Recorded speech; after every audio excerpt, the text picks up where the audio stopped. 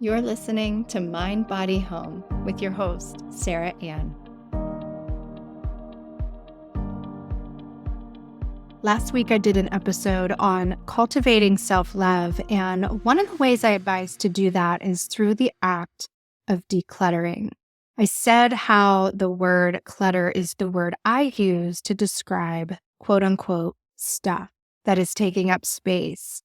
And even if you just think about the word stuff, it's really nondescript. It doesn't have much meaning associated to it at all. It's really just a word used to generalize things in our lives. It's not just the stuff we fill our homes with. It's the stuff we fill our lives with, because our stuff shows up in everything. From a mind, body, home perspective, it can show up as mental clutter, unconscious thoughts and patterns, limiting beliefs and identities that are no longer in alignment with us. In our bodies, stuff shows up as physical pain, illness, disease, addictions. And of course, in our homes, stuff shows up as furniture, books, toys, food, clothing, and so much more. I personally consider myself a master declutterer. At times, it does border being obsessive, and I'll talk about that as well, especially when it comes to other people's things. And this is an important thing I want to highlight, because as you start to tackle your own clutter and you start to dive into this work, you will most likely be met with some resistance, not only from your own emotional awareness, because it can be and most likely will be confronting, but also from the other people living in your home. For me personally, I have to be really careful with my kids, their things, and my husband's things. We're different people, and our things, regardless if they are stuff in the way I just spoke about, or they're still cherished, they are meaningful, and boundaries need to be respected. And I had to, learn that a little bit, because it's not all about me as much as I want it to be. And, each individual is responsible for their things and their relationship to them. Now, all I can hope to do is lead by example when I keep a clutter-free home, getting rid of things because they're broken, or they're just not serving me, or I've outgrown something, or there's a connection to a past identity of myself. It's okay to let them go. And so with my family, I hope that just talking about it is enough, to ensure that everyone has a little awareness around the things they keep and why they keep them. Because I think it's important that we normalize these conversations. Topics such as clutter, they are healing and they bring awareness. It allows us to become more mindful, not just about the things we keep, but also the things we bring into the home. We become more conscious consumers when we have awareness. And, that doesn't just affect our own little world, but the world at large, right? Tending to our home and our life greatly contributes to the collective on a massive scale. So today, I just want to scratch the surface a little bit and give an intro into why decluttering is a healing journey. Because if we're on a healing journey, we're on a self-love journey. And for those who want more, I'm going to be hosting a workshop that takes you a little deeper into your journey and healing your relationship to your stuff, however it's showing up for you. It can be mentally, physically, emotionally, environmentally, or all of the above, right? The workshop's going to start on April 3rd. We'll be coming off the spring equinox, which is mid-March, March 19th or 20th. I wanted to work with the energy of spring and the wood element, right? Because it's all about taking action and making space for what's new to come to us. All that energy around spring cleaning and decluttering, we're going to work with that. And so we're just going to start moving the energies around our stuff and opening up space. I'm still working on logistics as far as how many days and what times, things like that. But for now, you can sign up at the link in the show notes. So go ahead and sign up for that now. That way you are notified of all the details when I have them confirmed for you. So let's scratch the surface. Let's get into it. Why do I start with clutter? Peter Walsh said that clutter is not just the stuff on your floor. It's anything that stands between you and the life you want to be living. Again, your stuff can be environmental. It can be what's in your physical space, but it can also be physical in the sense of your body. It can be mental. All of that I'm going to dig a little deeper into during the workshop. But regardless if it's your home or it's dieting or whatever it is that you feel is cluttering up your life, you probably feel rather overwhelmed by it, right?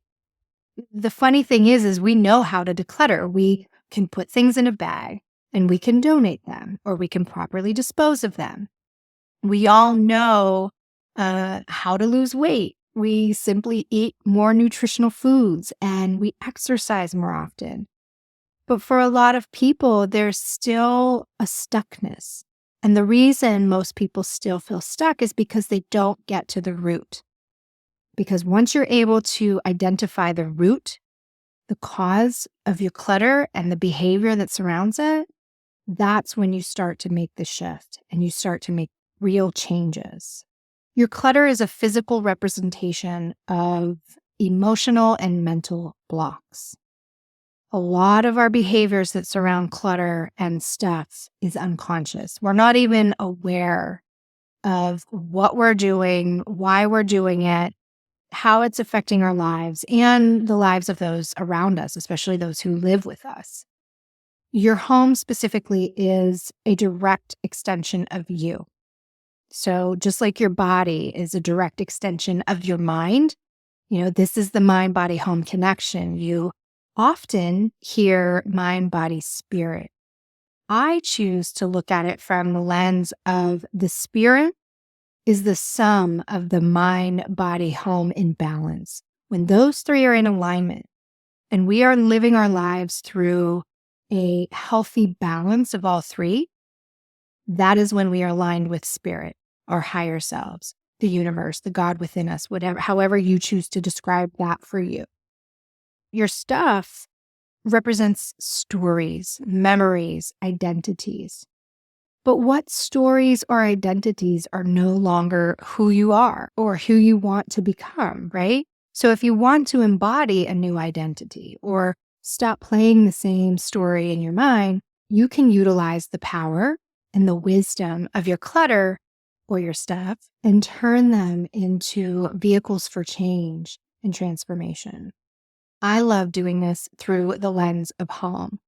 We can use our home as a living vision board. We can literally use our environment as a playground to explore and become more curious about what might be holding us back. And through this process, other aspects of your life start to come into awareness. Your behaviors, your physical ailments or pain or repressed emotions start to bubble up to the surface. And so when we start moving the energies in our space, in our home, it has a direct impact on all of these physical, mental, emotional energies as well, because your home is a mirror for your life. Decluttering helps us ask the important questions. Clutter shows up in our lives to help us see where we're staying stuck in the past out of comfort or out of fear. Bringing awareness to our clutter starts to bring the light into the dark. Think about those dark closets that are cluttered up, those dark drawers, the ones you don't even open, or even the dark parts of ourselves that we want to keep hidden. I've helped clients do shadow work through their clutter. And I always say awareness is what brings the transformation. But even still, someone can get stuck somewhere in between awareness and transformation. It's as if you know a lot about why you hold on to things, or you might have a lot of awareness and maybe have even made attempts to change, but you still find yourself stuck and unable to move through it. And again, this brings me back to identifying the root cause. There's most likely an emotional attachment to a particular object, item, behavior, and that just hasn't been unlocked yet, or you haven't been ready to unlock it. Most likely you have an intuitive sense about what it is that you need to unlock. You just need to get a little support in getting there. I find that once a client can get to that root, once we identify that, that's when we separate ourselves from it, right? It being a thing or the behavior. And once we're separated from it, so is the emotional attachment. And that right there, that's what releases the block and allows us to step into our power and make the transformation. So I'm going to be talking more about clutter and our stuff over the next few weeks leading up to the workshop on April 3rd. I'm going to share sneaky ways in which clutter shows up.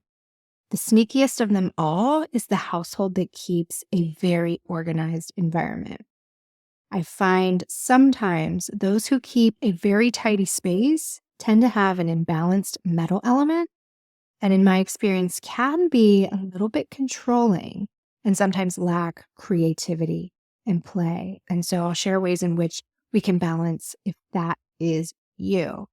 I'm going to break down all the common imbalances as they relate to the mind, body, and home. I'll be sharing more ways in which clutter shows up as grief, ways it forms our identity or past identities. Identities could be represented through our careers, our relationships, even our childhood.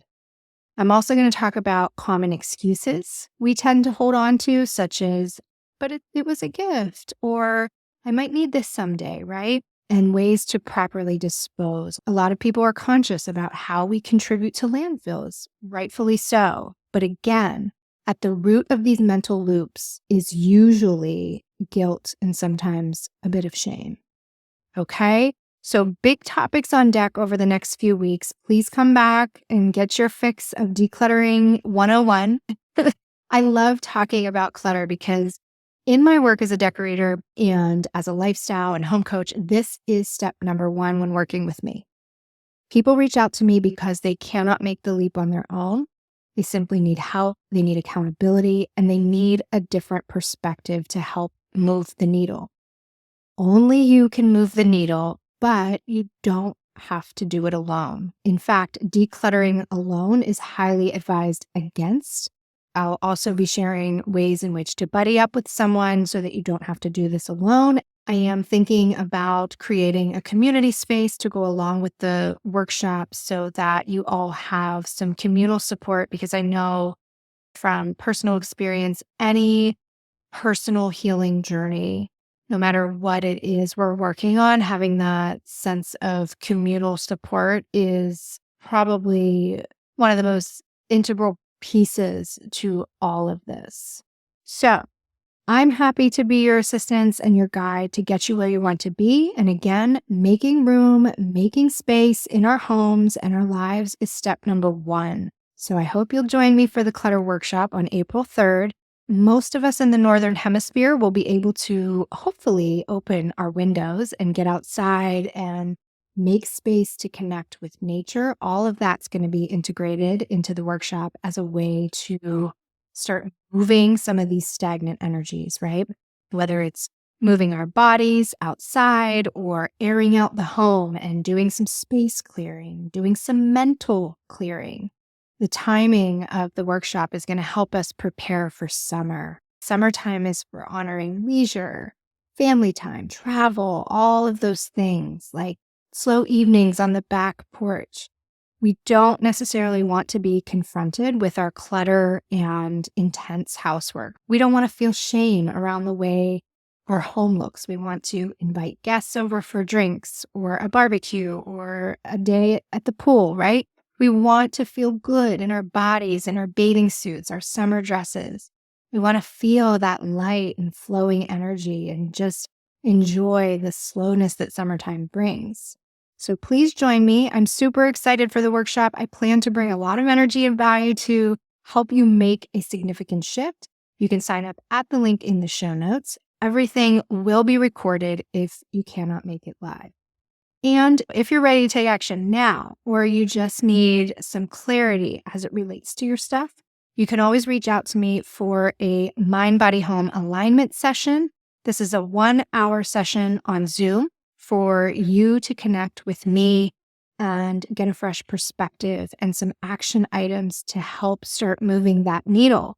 These sessions are a way to simply start the process for you to get clarity, to get another perspective, try something new, like using the home as a playground to uncover things about you and your life and where you need to shed in order to become. This 1-hour session is discounted for my podcast community only. So for you as a listener, it is $29 with the code podcast. Typically, it is a $59 session. But for you as a dedicated subscriber and listener, I am happy to offer you $30 off. And that's it for today. I'm really looking forward to diving deeper into clutter. Please make sure to come back next week. We're going to go a little bit deeper into the conversation as we prepare for our live workshop in April. Until next week, my friends, I'm sending you so much love and gratitude. Thank you so much for listening. This episode is brought to you by Jade Scott Design. Jade Scott Design houses a collection of services, products, and content that are aimed to support mind, body, and home. If you're interested in exploring your relationship to home on a deeper level, be sure to check out our website. Offerings include our signature Elemental Interiors decorating services, as well as mind, body, home alignment sessions. In addition, be sure to also take a look at our home decor line, Shop Elemental. All of this and information on the Mind, Body, Home podcast can be found at jadescottdesign.com.